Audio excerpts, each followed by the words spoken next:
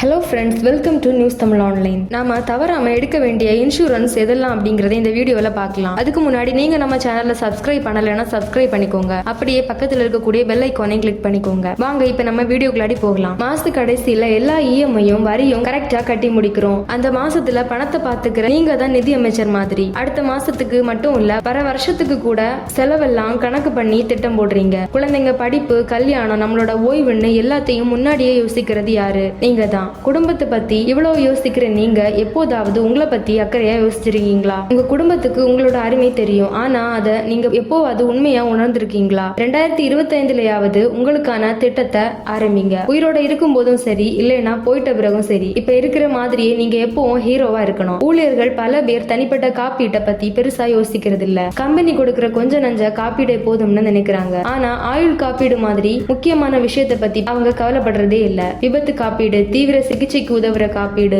அப்புறம் கர்ப்பிணி பெண்களுக்கு உதவுற மகப்பேறு காப்பீடு, இதெல்லாம் நம்மள எத்தனை பேருக்கு தெரியும்? அதனால நீங்க எந்த மாதிரியான காப்பீடு கொள்கைகளை திட்டமிடணும்னு இந்த வீடியோல பார்க்கலாம். மருத்துவ காப்பீடு ரொம்பவே முக்கியம். இல்லைன்னா நீங்க இந்த வருஷமா சேர்த்து வச்சிருக்க சொத்தெல்லாம் கொஞ்ச நாள்லயே போயிடும். அதனால கொஞ்சம் ஜாக்கிரதையா இருங்க. நம்ம இந்தியாவில மருத்துவ செலவு வருஷத்துக்கு சராசரியா 14% ஏறிக்கிட்டே போகுதான். போன வருஷம் வாட்சன் குளோபல் மருத்துவ அறிக்கைன்னு ஒண்ணு சொல்லியிருக்கு. அதாவது இப்ப நீங்க ஒரு வைத்தியத்துக்கு 10,000 ரூபாய் செலவு பண்ணீங்கன்னா அடுத்த வருஷம் அது 11,400 ரூபாயா இருக்கும். இந்த கணக்கிலேயே பார்த்தா வைத்திய செலவு இன்னும் எவ்வளவோ ஏறும்னு தனியா சொல்ல தேவையில்லை. மருத்துவத்துறையில புதுசா டெக்னாலஜி வந்து மனுஷங்க அதிக நாள் உயிரோட இருக்கிறது நல்ல விஷயம்தான். இன்னைக்கு நம்மள நிறைய பேரு 80 வயசுக்கு மேலேயும் வாழ்றோம். ஆனா நம்ம உயிரோட இருக்கிற வரைக்கும் நமக்கு சின்ன சின்ன உடல்நல குறைவெல்லாம் வருமே, அதையெல்லாம் யாரு கவனிப்பா? அதுக்கான செலவெல்லாம் யாரு பார்த்துப்பாங்க? இத பத்தி நீங்க யோசிச்சிருக்கீங்களா? ஆயுசு கூடுறது நல்ல விஷயம்தான், ஆனா அதுக்கு ஏத்த மாதிரி நம்ம திட்டமிடலைன்னா பின்னாடி அது நமக்கு பெரிய கஷ்டத்தை கொடுத்துடும். இதுக்கு நீங்க என்ன செய்யணும்னா, குறைஞ்சது ஒரு 10 லட்சத்துல இருந்து 15 லட்சம் ரூபாய் வரைக்கும் குடும்பத்துக்கான மருத்துவ காப்பீடு எடுத்துக்கோங்க. அது போக குழந்தை பிறப்பு, பெரிய வியாதிகள், ஆஸ்பத்திரிக்கு போகாம பாக்குறதுக்கான செலவு, இதுக்கெல்லாம் கூட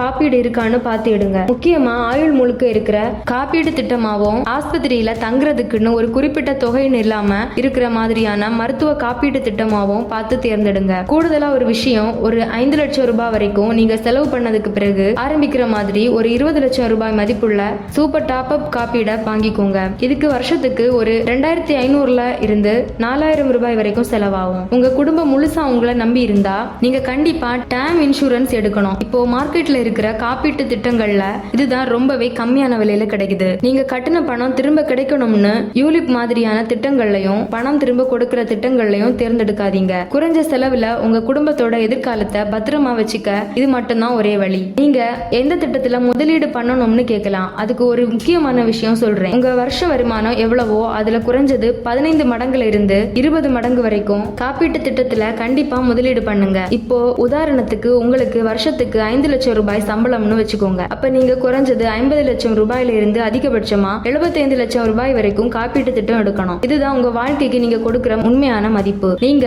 65 வயசு வரைக்கும் பணம் கட்டுற மாதிரியும், அதிகபட்சமா உங்களுக்கு 80 வயசு வரைக்கும் காப்பீடு கிடைக்கிற மாதிரியும் இருக்கிற திட்டங்களை பார்த்து தேர்ந்தெடுங்க. இந்த காப்பீட்டை எடுக்கிறதுக்கான வயசு குறைஞ்சது 18 வயசு இருக்கணும். அதிகபட்சமா 60 வயசு இல்லைன்னா 65 வயசு வரைக்கும் இருக்கலாம். உங்களால முடிஞ்சா விபத்துல இருந்து உங்களுக்கு பாதுகாப்பு கொடுக்கிற மாதிரியும், ஒருவேளை பெரிய வியாதிகள் வந்துட்டா அதுக்கும் காப்பீடு கிடைக்கிற மாதிரியும் சேர்ந்து ஒரு திட்டம் எடுத்துக்கோங்க. இது உங்களுக்கு ரொம்பவே பயனுள்ளதா இருக்கும். 2025ல நீங்க எடுக்க வேண்டிய முக்கியமான சில விஷயங்கள். முதல்ல டேர்ம் பாலிசி எடுக்கணும்னு நினைச்சீங்கன்னா தள்ளி போடாதீங்க. வயசாக ஆக பாலிசியோட தொகையும் 10ல இருந்து 15% வரைக்கும் அதிகமாகும்னு ஞாபகம் வச்சுக்கோங்க. அடுத்தது ஆக்சிடென்ட் இன்சூரன்ஸ். இத பத்தி நிறைய பேருக்கு தெரியாது, ஆனா ரொம்ப முக்கியம். 2022ஆம் வருஷத்துல தேசிய குற்றப்பதிவு பணியகம் சொன்ன கணக்குப்படி நம்ம நாட்டுல ஒவ்வொரு 2 நிமிஷத்துக்கும் ஒருத்தர் ஆக்சிடென்ட்ல கை காலை இழந்து நிரந்தரமா ஊனமாயிராங்க. பொதுவா லைஃப் இன்சூரன்ஸோ இல்ல வேற எந்த ஆக்சிடென்ட் பாலிசியோ எடுத்திருந்தாலும் ஆக்சிடென்ட்ல ஊனமாயிட்டா காசு கிடைக்காது. ஏன்னா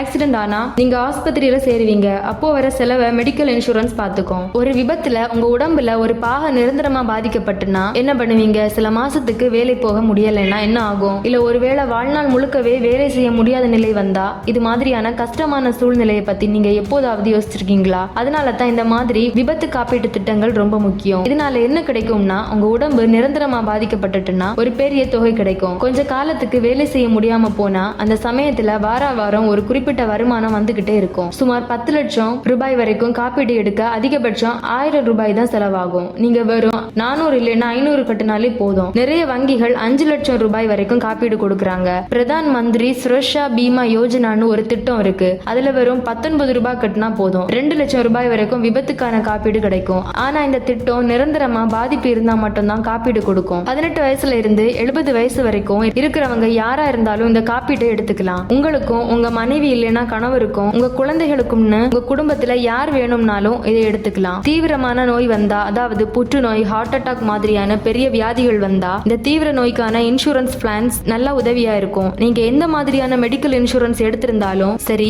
எவ்வளவு பெரிய தொகைக்கு எடுத்திருந்தாலும் சரி, பொதுவா அது ஆஸ்பத்திரி செலவுக்கு மட்டும்தான் கவர் ஆகும். ஆனா ஒரு பெரிய உடம்பு சரியில்லாத பிரச்சனை வந்துட்டா ஆஸ்பத்திரி செலவு இல்லாம வேற நிறைய செலவு வரும். உதாரணத்துக்கு ஆஸ்பத்திரிக்கு போறதுக்கு வர செலவு, வேற டாக்டர் கிட்ட ஆலோசனை கேட்கறது, வேலைக்கு போக முடியாத நிலை, அதனால சம்பளம் இல்லாம போறதுன்னு நிறைய இருக்கும். அதனால தான் இந்த தீவிர நோய் இன்சூரன்ஸ் என்ன பண்ணும்னா கிட்டத்தட்ட 30 இருந்து 60 முக்கியமான பெரிய வியாதிகளுக்கு மொத்தமா ஒரு பெரிய தொகையை கொடுப்பாங்க. நோய் இருக்குன்னு கண்டுபிடிச்ச உடனே நீங்க என்ன மருத்துவ செலவு பண்ணாலும் ஒரு பெரிய காசு உங்க கைக்கு வந்துடும். இந்த இன்சூரன்ஸ் குறைஞ்சது 10 லட்சத்துல இருந்து 25 லட்சம் வரைக்கும் இருக்கிற மாதிரி பாத்துக்கோங்க. முடிஞ்சா தனியா ஒரு இன்சூரன்ஸ் பிளான எடுங்க. இல்லைன்னா உங்க டேம் இன்சூரன்ஸோட இது ஒரு எக்ஸ்ட்ரா கவர் மாதிரி சேர்த்துக்கோங்க. மகப்பேறு மற்றும் கருவுறுதல் காப்பீட்டு திட்டம் குடும்பத்துக்கு ரொம்ப முக்கியம். ஆனா வழக்கமா எந்த இன்சூரன்ஸ் கம்பெனியும் மகப்பேறு காப்பீட்டுக்கு நிறைய ரூல்ஸ் போடுறாங்க. அதிகபட்சம் 25,000 இருந்து 50,000 வரை கொடுத்துட்டு அப்புறம் விட்டுறாங்க. அது மட்டும் இல்லாம இந்த திட்டங்கள்ல நிறைய IVF, மலட்டுத்தன்மை மாதிரியான பிரச்சனைகளை பெருசா எடுத்துக்கிறது இல்ல. அதனால 1 லட்சத்துல இருந்து 2 லட்சம் வரைக்கும் மகப்பேறு காப்பீட்டு தர மாதிரி தனித்தனியான திட்டங்களா பாருங்க.